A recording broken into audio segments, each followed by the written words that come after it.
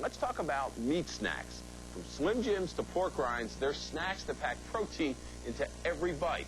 And of course, beef jerky, pieces of real meat carefully dried and seasoned so that it's tasty and easy to eat. It all started with Native Americans who needed energy on their long cross-country treks. These days, you can chew on a piece while you're driving or just watching TV. But the chewy texture and distinctive taste make this a favorite snack. To find out how to make jerky the good old-fashioned way, we're off to Cincinnati, Ohio, and Wild Joe's Jerky.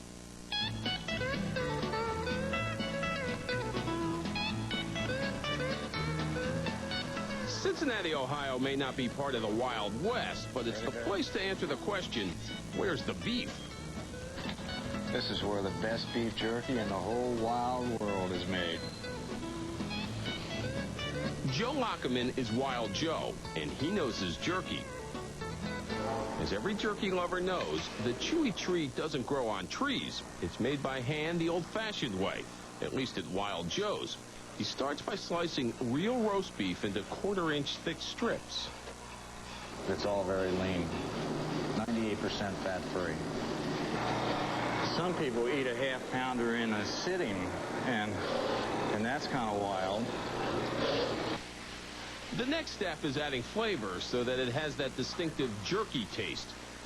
Joe's natural flavor recipe calls for a 12-to-1 ratio. That's 12 gallons of soy sauce to 1 gallon of liquid smoke. Lots of steaming water and... Then we put the spices in, the secret. And then we mix it all together, and then add the meat and tumble it.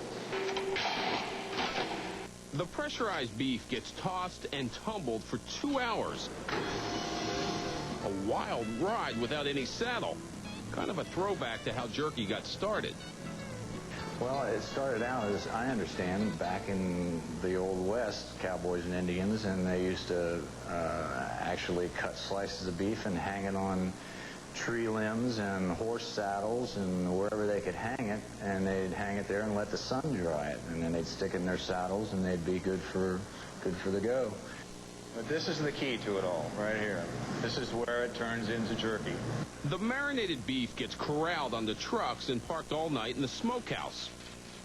This is one secret to his beefy success. When you start out with 1,000 pounds, you wind up with 333 pounds. 66% of it goes up in the air. One of the reasons why beef jerky is not a cheap, inexpensive snack. After 7 hours in the smokehouse, the jerky is ready to eat, but not ready to share with others. First, it's into the bag. Then it's time to spread the word about jerky. What's the secret to tracking down a bag of Wild Joe's jerky? We're in 9 states surrounding Ohio.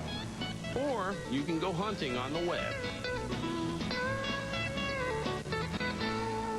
Wild Joe's didn't invent jerky, but they've introduced a lot of people to its chewy delights.